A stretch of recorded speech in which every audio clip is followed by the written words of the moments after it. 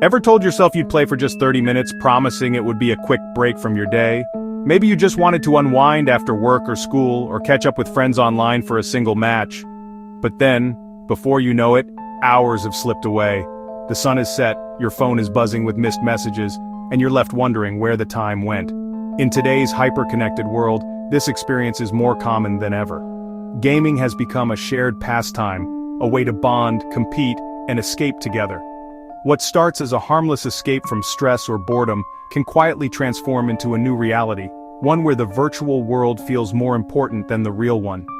The line between a healthy hobby and a consuming obsession is thin, and it's surprisingly easy to cross without even noticing. It's not just about the hours lost to gaming, it's about how our priorities start to shift. Responsibilities get pushed aside, and things that once mattered, like school, work, or relationships, fade into the background.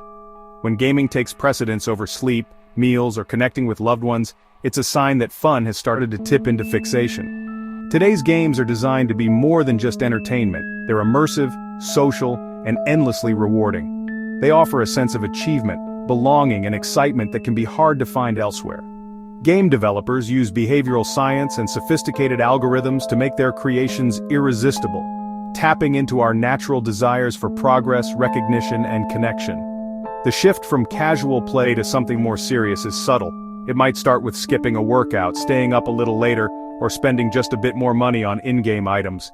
These small choices repeated day after day gradually form habits that are tough to break. Before long, gaming becomes the default way to fill any free moment. Over time, the brain's reward system adapts, making real-life activities feel less satisfying by comparison. The rush of a win or the thrill of leveling up can overshadow everyday joys.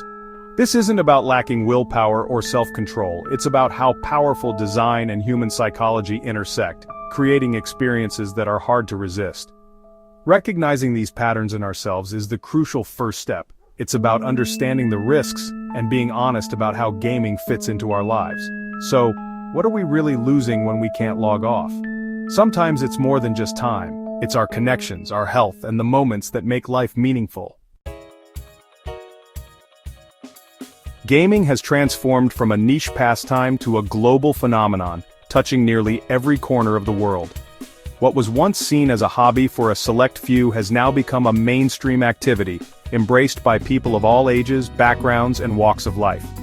Over 3 billion people now call themselves gamers, making gaming one of the most popular forms of entertainment on the planet. From casual mobile players to dedicated console enthusiasts, the gaming community is vast and incredibly diverse. Games are woven into daily life, always accessible, always on. Whether it's a quick match during a lunch break or a marathon session late at night, gaming fits seamlessly into our routines, blurring the lines between leisure and habit. High-speed internet and smartphones mean anyone can play, anywhere, anytime. The barriers to entry have all but disappeared, making gaming more inclusive and ever-present in our lives. The game never sleeps, sending notifications and daily rewards, fueling a fear of missing out. These constant reminders keep players engaged, drawing them back in with promises of new content, challenges, and social interactions.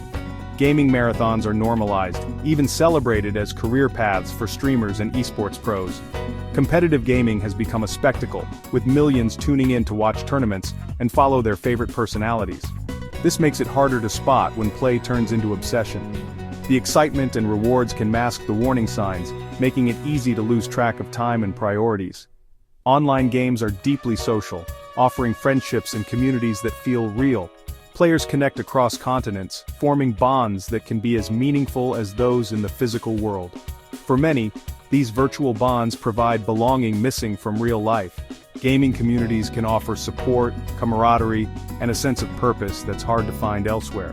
But the line between healthy connection and unhealthy dependence is easy to cross, and as gaming culture continues to grow, understanding this balance becomes more important than ever. Game designers are experts at shaping behavior. They use psychological tricks like unpredictable rewards to keep us playing. Every achievement triggers a dopamine rush, making us crave more. Loot boxes and random drops mimic slot machines, fueling the just one more urge. Social features add pressure. You don't want to let your team down. Games create a sense of flow, total immersion where time vanishes. The balance of challenge and reward is engineered to be addictive. Real life starts to feel dull by comparison. The result? We chase digital highs, even as real-world satisfaction fades. These systems are no accident. They're designed to keep us coming back. Understanding this is key to breaking the cycle. Statistics can't capture the real cost of gaming addiction, but stories can. Numbers and charts might show trends, but they rarely reveal the silent struggles happening behind closed doors, in bedrooms and dorm rooms across the world. Take Ryan, a university student who started gaming to unwind after long days of classes and assignments. For him, gaming was a way to relax, to escape the pressures of academic life, and to connect with friends online. At first it was harmless fun, an hour here, a quest there. The laughter, the sense of achievement, and the thrill of competition made it all seem innocent enough. But slowly, the game demanded more. Late nights, skipped classes, missed outings with friends. The boundaries between leisure and obsession blurred, and Ryan found himself making excuses to stay in and play. His grades slipped, but he rationalized it away, telling himself he could catch up later, that it was just a rough patch. The turning point came when he failed a crucial exam. Instead of reaching out for help, Ryan retreated further, losing himself in a marathon gaming session that lasted for days. The virtual world became his only refuge. Ryan wasn't playing for fun anymore. He was escaping anxiety, disappointment, and the fear of letting others down. The game became a shield from reality, but also a prison. This pattern is all too common. Small compromises like skipping a meal or ignoring an alarm slowly become a cage that's hard to see until it's too late. The chains of addiction are invisible, tightening with every choice, until you finally try to break free and realize how strong they've become. Many believe they're in control, long after control is lost. The illusion of mastery keeps them playing, even as their lives unravel outside the game. Behind every achievement and leaderboard is someone struggling to log off, torn between the rush of victory and the weight of real-life consequences. The real battle isn't in the game, it's in reclaiming your life, one small step at a time, and rediscovering the world beyond the screen. Gaming addiction isn't just about time, it's about money too. Microtransactions and in-game purchases add up fast, blurring the line between virtual and real currency. Some spend thousands, draining savings or racking up debt for digital rewards.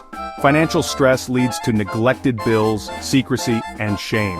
In-game stores are designed to encourage impulsive spending. Limited offers, flashy effects, and virtual currencies mask real costs.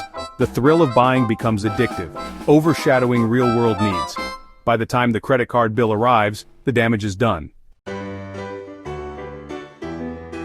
Gaming addiction can quietly destroy relationships. Real-life plans get canceled for digital events, conversations are replaced by in-game chats. Loved ones feel ignored, competing with a screen for attention. Attempts to talk are met with denial or anger. Emotional energy is spent on the game, leaving little for real connections. Tension grows, communication breaks down, and families drift apart. Ironically, many turn to games to escape loneliness, only to end up more isolated. Online, they're surrounded by players. Offline, they're alone. The cost isn't just virtual, it's heartbreakingly real. Gaming addiction takes a toll on body and mind. Sleep is the first casualty. Late nights lead to exhaustion and health risks. Self-care slips, skipped meals, poor hygiene, and unhealthy snacks become the norm. Physical problems like weight changes and even blood clots can develop. Mentally, addiction fuels anxiety and depression, creating a vicious cycle. In-game setbacks feel devastating, while real-life problems pile up.